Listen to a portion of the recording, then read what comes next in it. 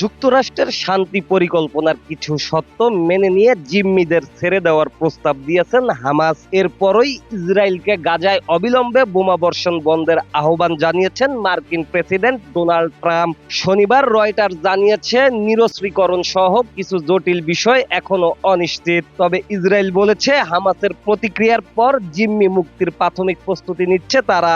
Trump বলেন, Hamas প্রমাণ করেছে তারা স্থায়ী শান্তির পথে এগোতে চায়। এখন দায়িত্ব ইসরায়েল সরকারের।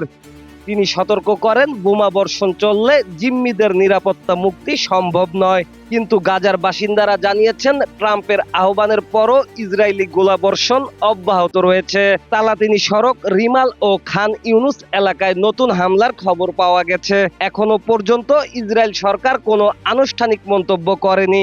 বিরোধী নেতা ইয়াইর লাপিদ আলোচনায় বসার আহ্বান জানিয়ে বলেছেন, জিম্মিদের জীবনের প্রশ্নে দেরি করা উচিত নয়। 2023 সালের 7 অক্টোবর হামাসের আক্রমণে ইসরায়েলে প্রায় 1200 জন নিহত হয় এবং 251 জন জিম্মি হন, যাদের মধ্যে এখন 20 জন জীবিত বলে দাবি করছে ইসরায়েল।